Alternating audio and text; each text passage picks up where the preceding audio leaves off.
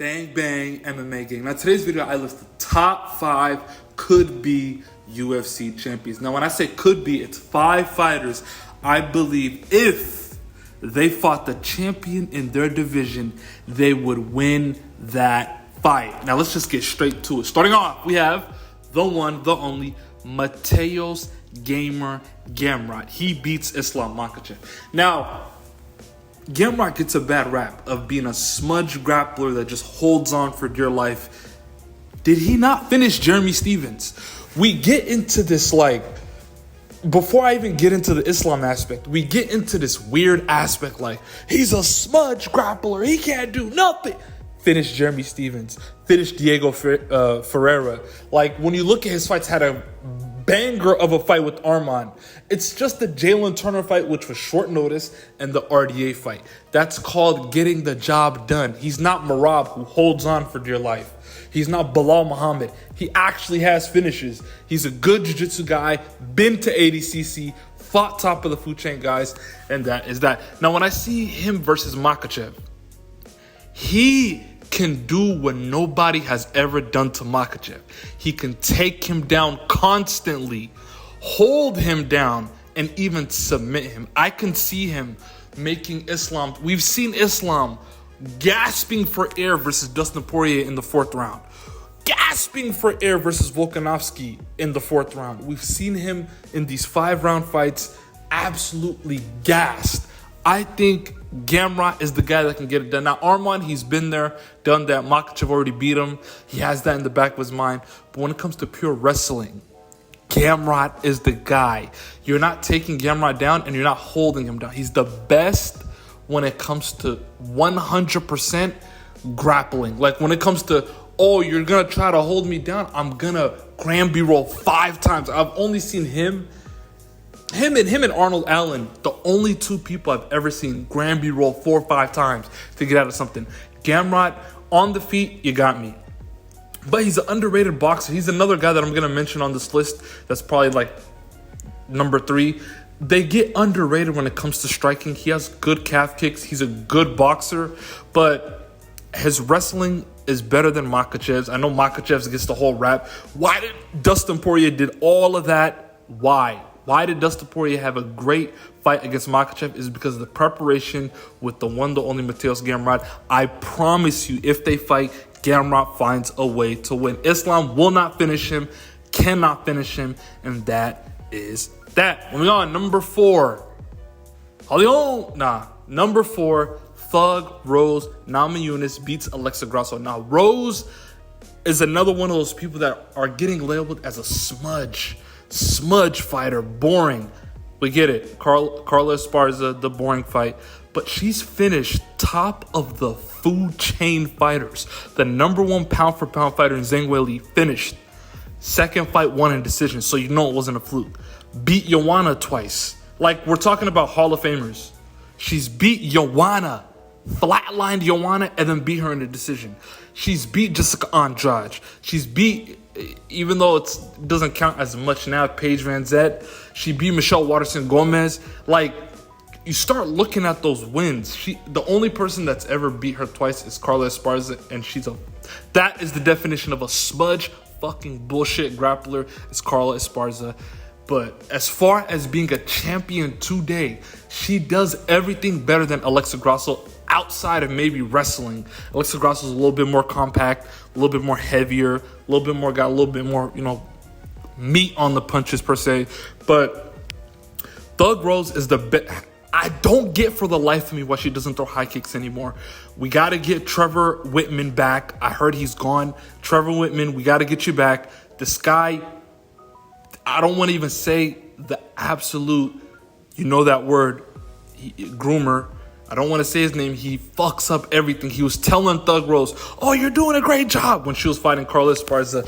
Fucking bullshit. Carla, that was a bullshit fight. I'll give you that. But she has finishing power, great high kick, both sides. Even Tony Ferguson was like, I took one of her high kicks and was like, damn, almost got knocked out in training.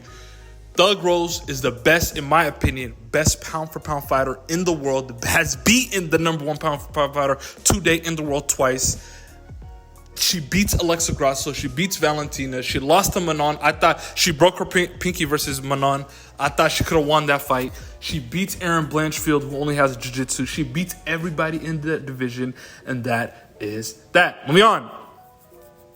Number 3.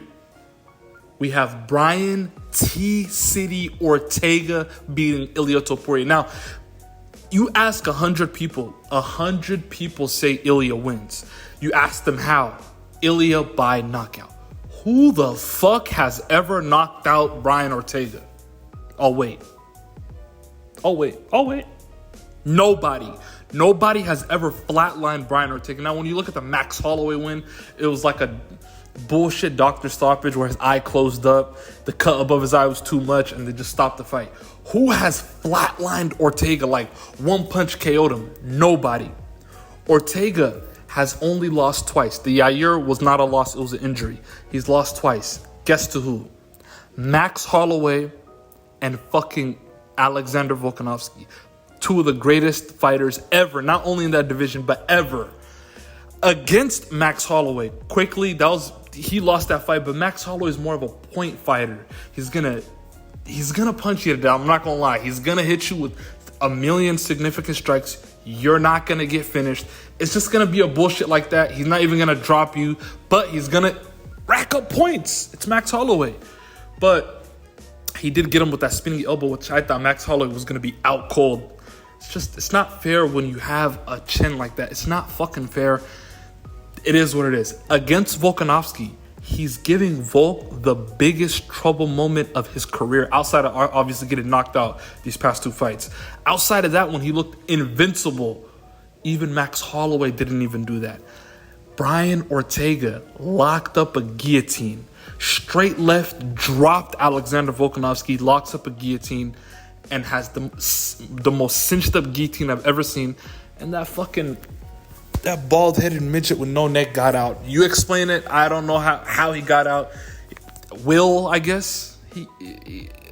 Alexander Volkanovski gets out. Then he gets him with the triangle. Brian Ortega gave him his biggest scare. Brian Ortega never gets flatlined. Brian Ortega finds ways to win. Look at his Virtuoso versus Korean Zombie.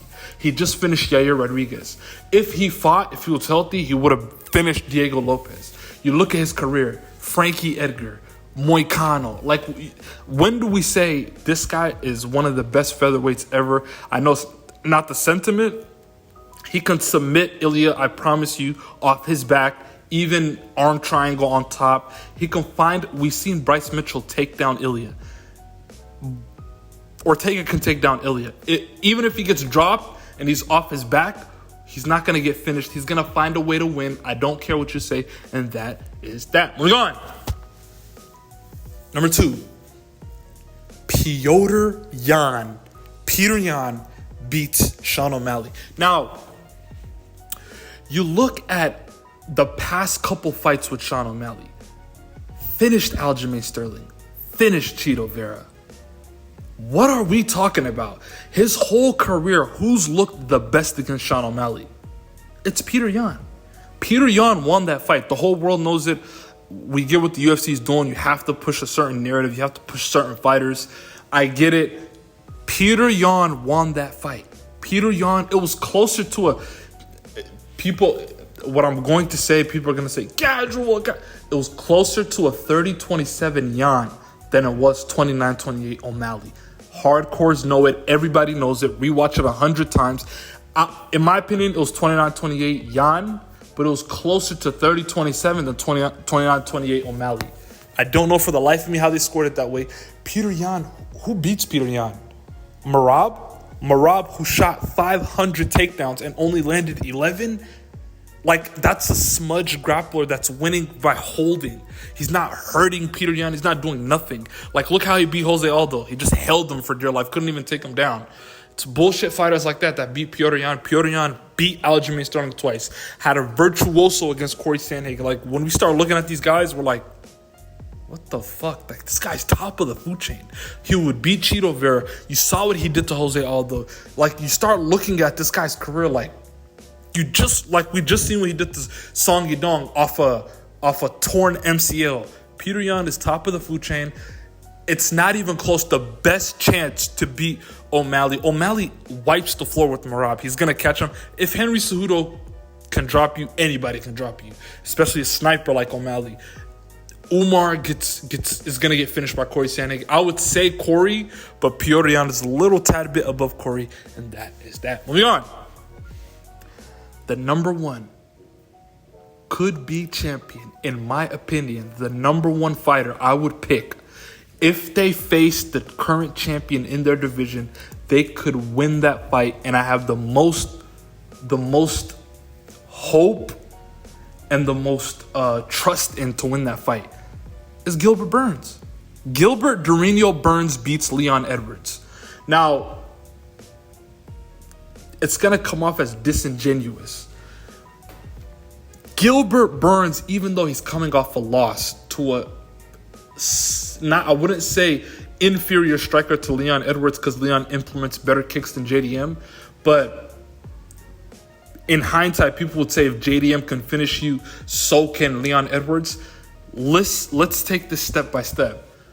Gilbert Burns was up on the scorecard and was less than a minute away from a 30-27 scorecard against JDM, who's top of the food chain. Could have submitted him multiple times, had an armbar, had cinched up a rear naked choke. If the round didn't end, could have finished them, coulda, woulda, shoulda. JDM gets the break of his life. Gilbert Burns reshoots with like 40 seconds left, and he knees him, and he gets the finish. Outside of that, the fight was 100% dog walking JDM. Outside of JDM hurting him once, it gets me mad talking about Gilbert Burns because the narrative changes on him so many fucking times. Gilbert Burns elbowed him so hard, he wobbled JDM. JDM was stunned for a little bit, took him down, did whatever he wanted with him. JDM got back up one or two times. Like, when we started taking a look at these guys, Gilbert Burns beats Tyron Woodley. He beats Wonder Boy. He would have beat Bilal. We all know it. He beat Neil Magny. He beat Jorge Masvidal. He beat Khamzat Chimaev. Like, the whole world knows he won that fight.